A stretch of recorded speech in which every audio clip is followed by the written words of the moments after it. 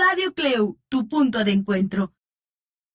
Bueno, estamos de regreso en nuestro programa y recordándoles nuevamente que está con nosotros el profe Javi, que es nuestro invitado del día de hoy y que gracias por venir. Y nos está retroalimentando con respecto a muchas opiniones que se han encontrado, unas favorables, otras no tan favorables, que pueden tener las instituciones o las personas que pues conformamos este país o de México. Así que pues con respecto a lo que lo que le estaba diciendo acerca de las propuestas que me gustaban, era sobre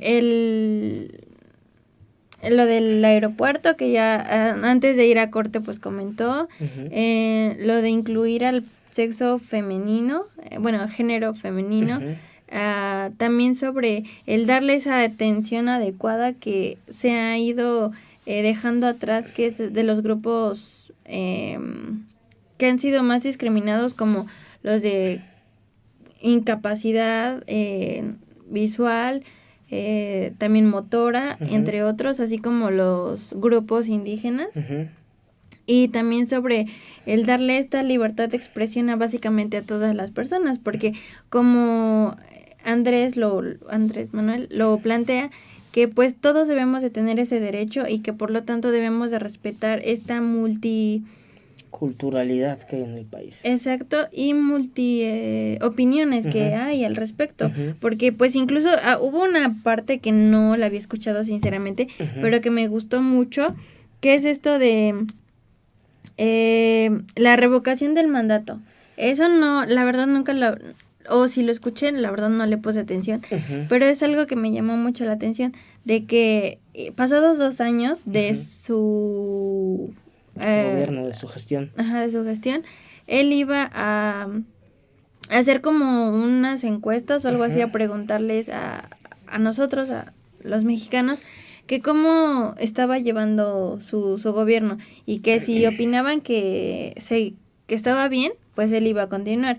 Y si decía que no, pues que básicamente iba a dejar su gobierno y pues ya se iban a implementar más candidatos y a ver qué resultaba.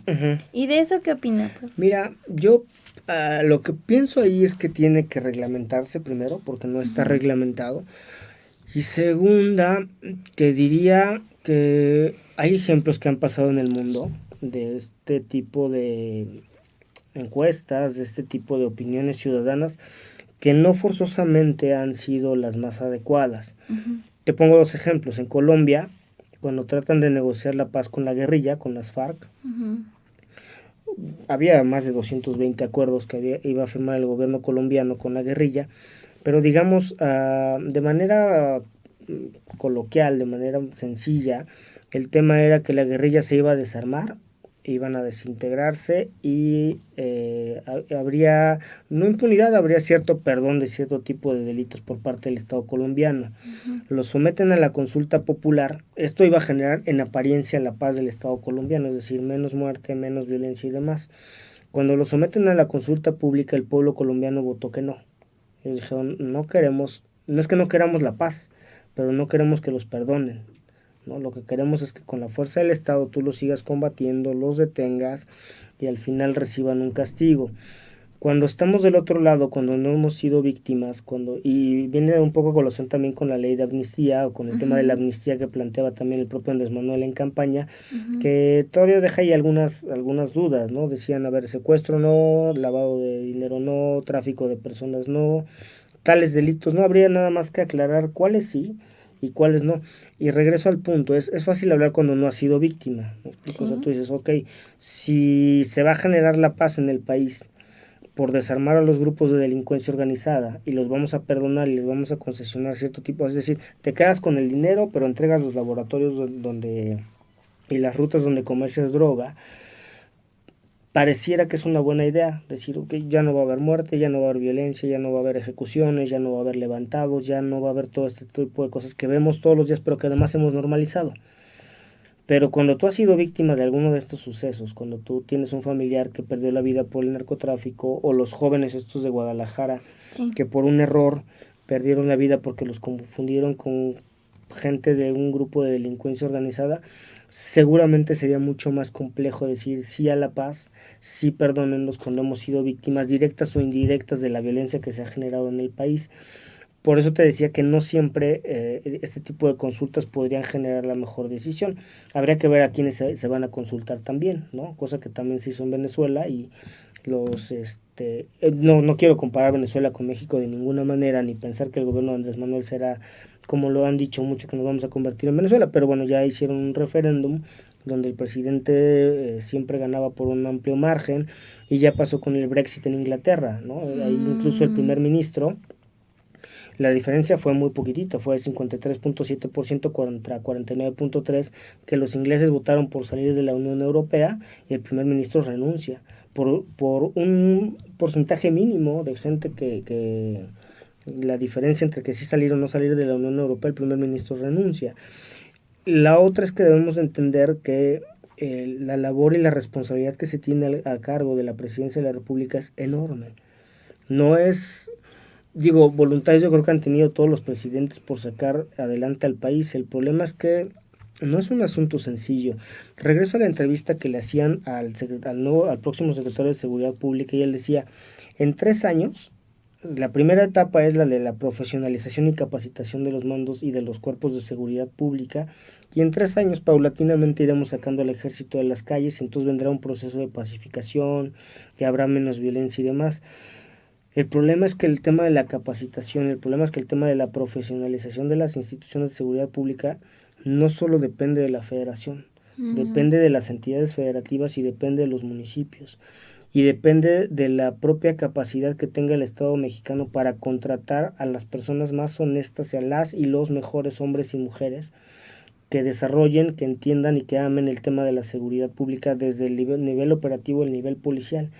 Y eso es todo un tema, ¿no? Porque por más que el presidente tenga o el gobernador, o la gobernadora, o el gobernador, lo que sea, o el presidente municipal tenga la voluntad de generar capacitación para los elementos, necesitas que el elemento abstraiga necesitas buenos capacitadores, necesitas buenos formadores, necesitas tener claridad de hacia dónde va la profesionalización, y además que el elemento pueda adquirir el conocimiento.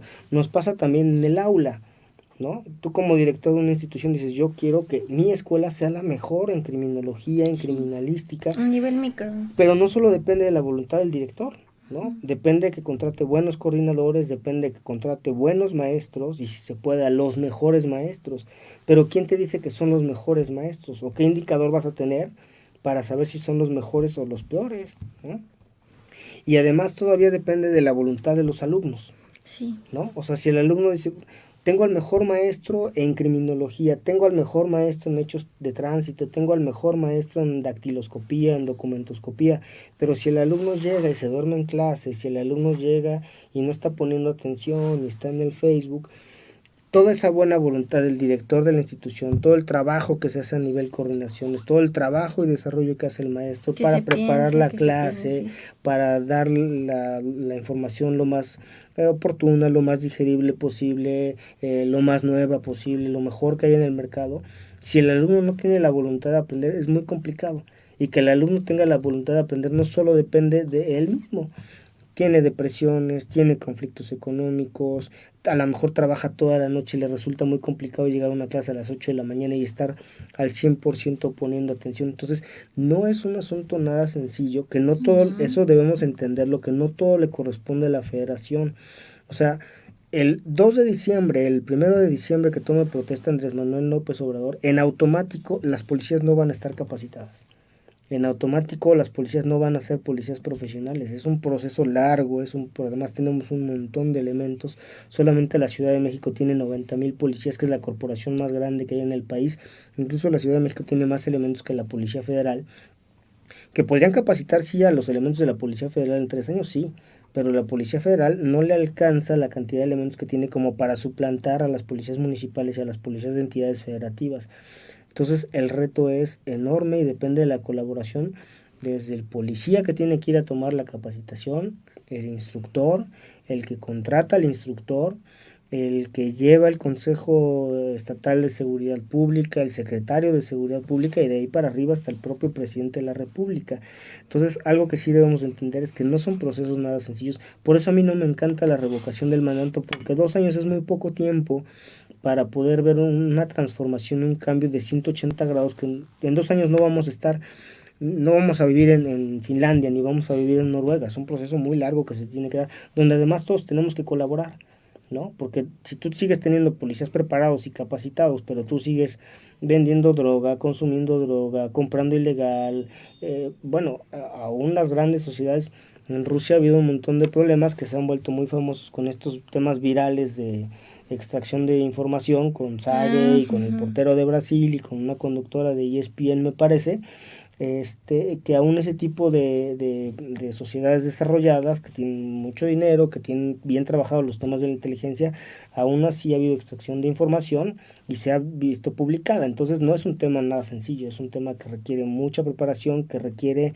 mucho trabajo institucional y además de colaboración con otras entidades, con la propia Secretaría de Marina, con la propia Secretaría de la Defensa Nacional, con la sociedad, que será fundamental para que cualquier política que pretenda y cualquier presidente de la República o cualquier gobernador llegue a buenos términos.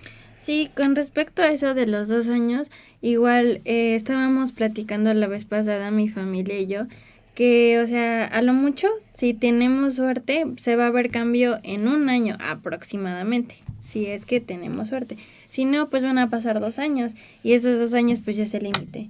Entonces igual no me parece como tan buena idea, solo que pues sí, es posible en un futuro, pero como mencionas, prof, yo creo que haría falta que ya se haya, en los años anteriores, ya se haya llevado a cabo un buen desempeño por parte de todos, ¿no? Uh-huh. Y bueno, con respecto nada más por poner un ejemplo y ayudar un poco al concepto que mencionaste de los policías, hace tiempo tuve la suerte de encontrarme a una persona que trabajaba en esto de la seguridad pública, en los que andan en su carro de PGJ o PGE, algo así, y platicando con él, éramos varios, dijo, es que no es tan fácil, porque, o sea, aunque nos quieran capacitar, hay muchas preguntas en las capacitaciones. Oye, ¿qué se va a hacer si un sujeto de repente de la nada tú estás platicando, negociando con él y de repente lo mata a la persona que tiene terreno? O sea, ahí nosotros qué hacemos. Pero estamos llegando a nuestro siguiente corte. Uh-huh.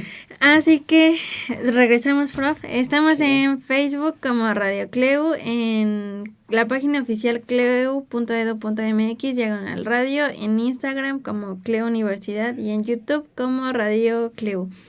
Y en nuestro teléfono, en el número para que nos retroalimenten o manden opiniones acerca de, es 22 26 62 49 46. Regresamos. Radio Cleu, tu punto de encuentro.